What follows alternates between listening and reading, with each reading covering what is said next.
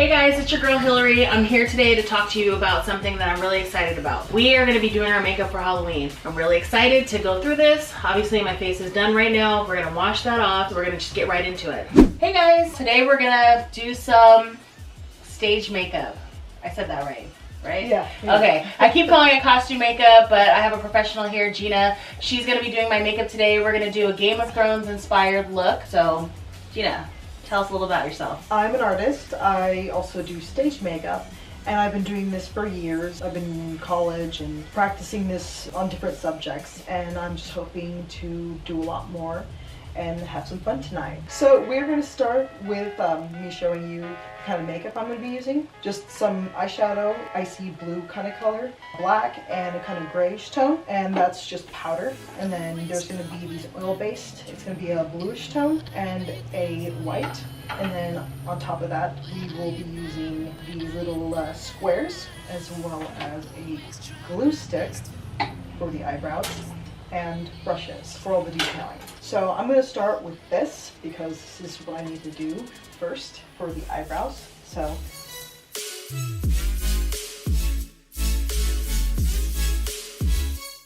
and now I'm going to start with the creamy white.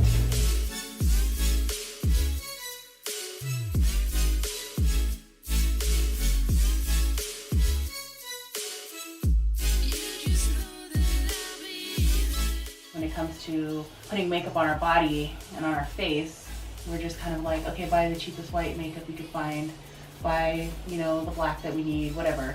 And we're not really thinking about the quality of the product that we're putting on. And so I think definitely need to do proper skincare regimen, but then as soon as possible, taking it off. That way you don't have any, or you reduce your chances of having like a lot of like, you know, fallout from having this really heavy, cakey makeup that, you know, possibly doesn't have the best ingredients for your skin like maybe your normal makeup that you wear has. So that makes a lot of sense. And I have acne prone skin. I work really hard to keep my acne minimal, and I'm working on kind of fading some of my previous acne scarring. Yeah, definitely. You always, I mean, depending on what kind of skin type you have, you want to think about the makeup you're using, because each person's different. Some people, they can use any kind of makeup, but others, they have to be a little more careful about what they're using. So I definitely would advise checking out different makeups that you think would work better with your skin type. So that's a very important thing to think about, because there's all kinds of different types of makeup that might work better with your type of skin. And the other thing is, normally you want to powder after you do everything. And we're going to powder a little bit with some of the shadow because it will have kind of a nice shiny look to it. Normally I use an actual, you know, stage powder, but we're just going to go for the shiny look because it will help make everything look a lot more icy. And that's what we're kind of going for.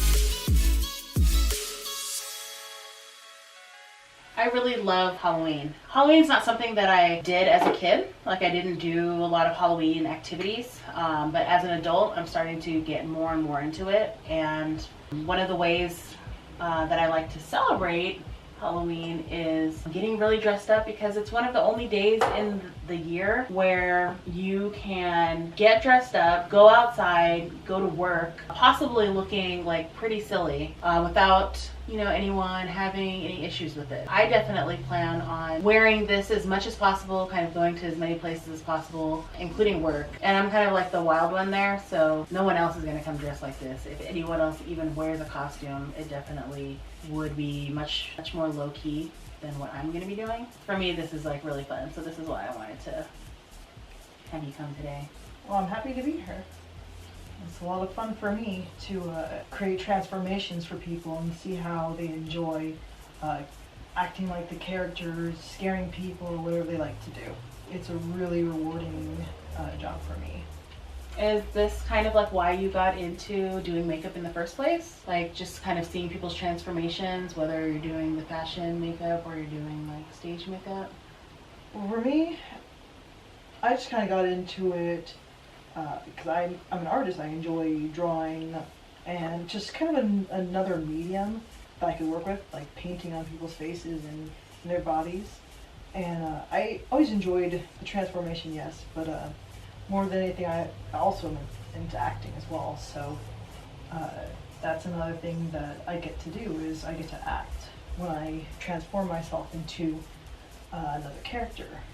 So, and that's a huge part for me. I enjoy that. So every year I've been picking a villain to portray for Halloween, and this year I haven't seen a lot of movies, so I wasn't particularly inspired by any specific villain from a movie, but I've been in love with Game of Thrones. A lot of strong women characters. I wanted to do something that wasn't so focused on being beautiful, and so I was able to find some kind of inspiration in the villains of Game of Thrones. In the Walkers, which actually the White Walkers had a pretty big season this year. This season was pretty big for them. We got to see a lot of them. We got to see some really important moments. But this feeds right into what I'm interested in doing, which is basically like going outside looking pretty intense, pretty crazy, possibly ugly, like, and just like walking around like that all day, like going grocery shopping, getting gas, things like that. Hey guys, I want to tell you to check out my newest video on my podcast channel, Pink Theory. Post new videos once a week on Thursday. We talk about a lot of cool stuff, which I can't wait to share with you. Be sure to subscribe to this channel, ring the bell for notifications, and pop on over to Pink Theory. And don't forget to rinse and repeat, because I'll catch you on the flip side.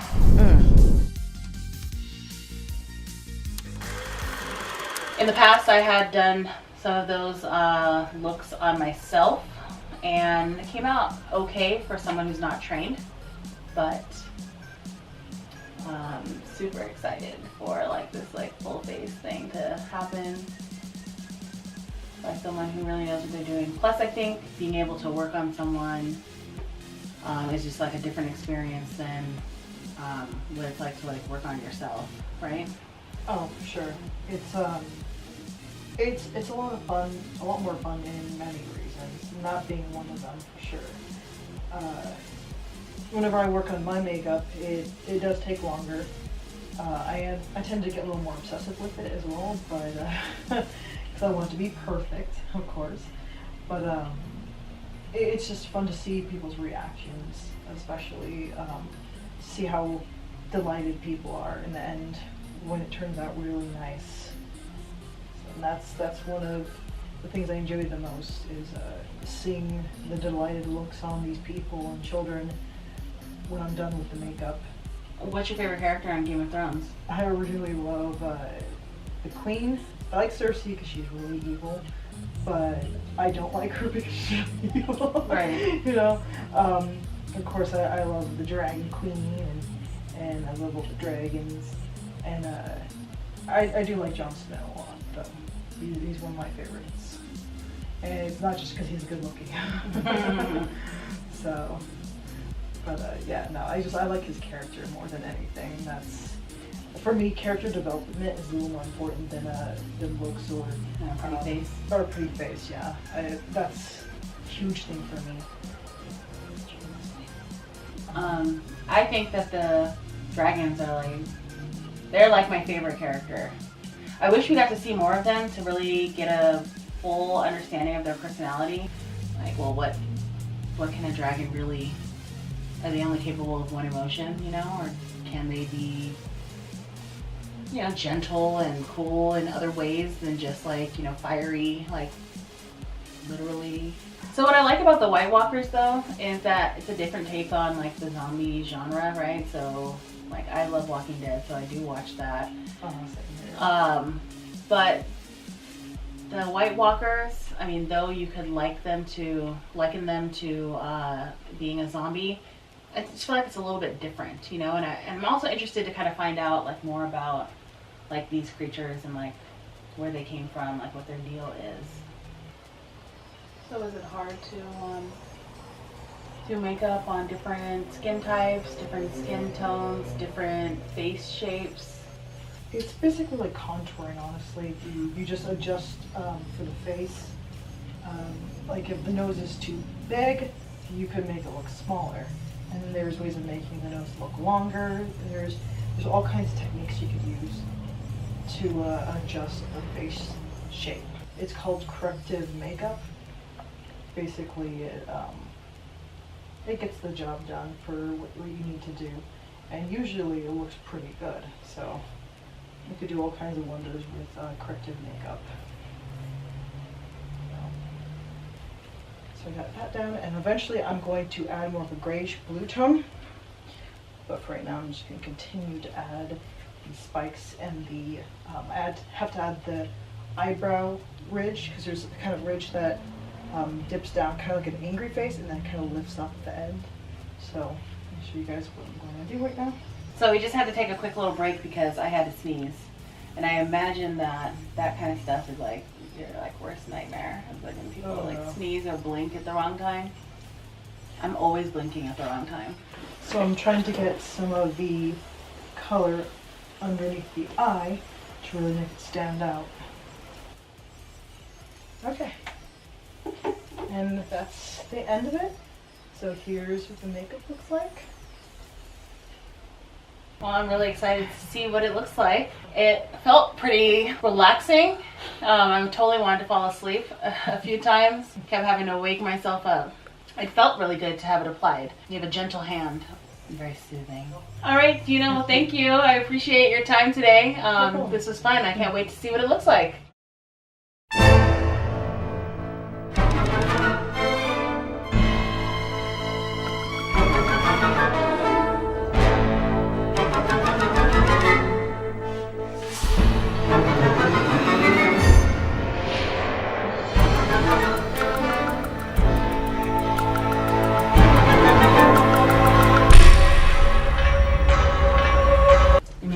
Dude, that's so scary. At the end, you can chop that, those quick flashes where you see something that's supposed to be scary, and it's gone in half a second. You can do that a couple of times or something. Okay.